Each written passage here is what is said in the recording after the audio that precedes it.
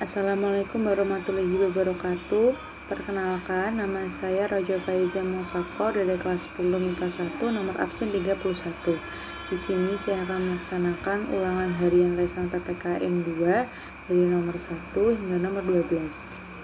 Soal nomor 1, wilayah negara Republik Indonesia. Wilayah negara Republik Indonesia dibagi menjadi 3, yakni darat, laut, dan udara. Soal nomor 2, batas negara untuk wilayah darat.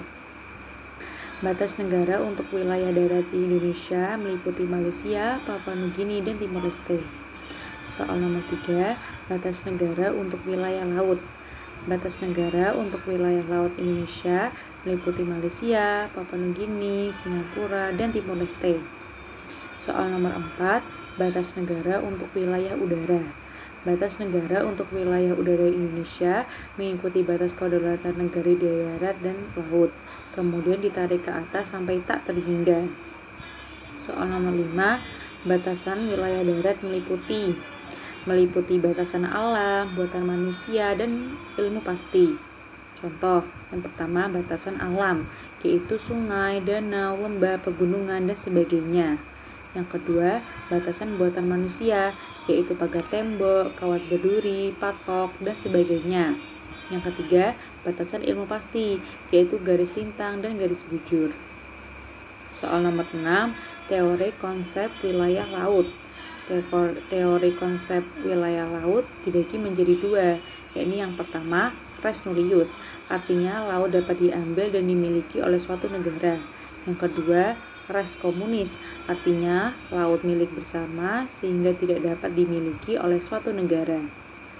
Soal nomor 7, batas udara menurut Konvensi Paris tahun 1919, yang isinya setiap negara yang merdeka dan berdaulat berhak mengadakan eksplorasi dan eksploitasi di wilayah udaranya, misal untuk kepentingan radio, satelit, dan penerbangan. Soal nomor 8, batas udara menurut Konvensi Chicago tahun 1944. Isinya, setiap negara mempunyai kedaulatan yang utuh dan eksklusif di ruang udara yang berada di wilayahnya. Soal nomor 9, penghuni negara. Penghuni negara yang pertama yaitu ada rakyat. Rakyat adalah semua orang yang berada dalam wilayah negara dan tunduk patuh pada peraturan negara. Kedua, penduduk adalah orang yang berdomisili secara tetap dalam wilayah suatu negara dalam jangka waktu yang lama. Ketiga, bukan penduduk adalah mereka yang berada dalam suatu negara tidak secara menetap atau sifatnya yang hanya sementara. Yang keempat, warga negara adalah orang yang menurut hukum secara sah menjadi anggota suatu negara. Yang kelima, bukan warga negara adalah mereka yang menurut hukum tidak diakui atau bukan menjadi warga suatu negara. Yang keenam, warga negara asli adalah mereka yang telah bermukim di Indonesia sejak lama dan merupakan keturunan Dutro Melayu. 7. Warga negara keturunan adalah mereka yang bermukim di Indonesia dan bukan keturunan Dutro Melayu. 10. Asas-asas kewarganegaraan. Asas-asas kewarganegaraan ini meliputi yang pertama, ius soli. Ius soli memiliki arti yakni kewarganegaraan seseorang ditentukan berdasarkan tempat kelahirannya. Contoh, Charles lahir di Indonesia, maka Charles warga negara Indonesia. Yang kedua, ius sanguinis, artinya kewarganegaraan seseorang ditentukan berdasarkan keturunan. Contoh, Anna lahir di Indonesia, orang tua Anna merupakan warga negara Australia, maka Anna warga negara Australia. Mengapa? Karena orang tua Anna warga negara Australia. Soal nomor 11, akibat ius soli dan ius sanguinis. Adanya ius soli dan ius sanguinis ini mengakibatkan adanya apatrid dan bipatrid. Apa sih apatrid dan bipatrid itu? Yang pertama, apatrid. Apatrid artinya seseorang tidak memiliki kewarganegaraan. Contoh, Charles lahir di Indonesia. Indonesia sendiri menganut asas ius sanguinis. Orang tua Charles warga negara China.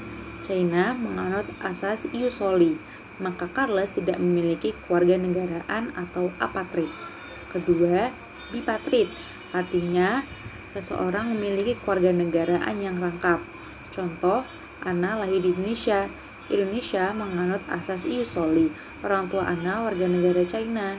China menganut asas ius sanguinis.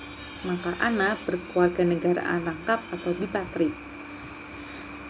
Soal nomor 12, akibat apatrid dan bipatrid. Adanya apatrid dan bipatrid mengakibatkan sel-sel aktif dan sel-sel pasif.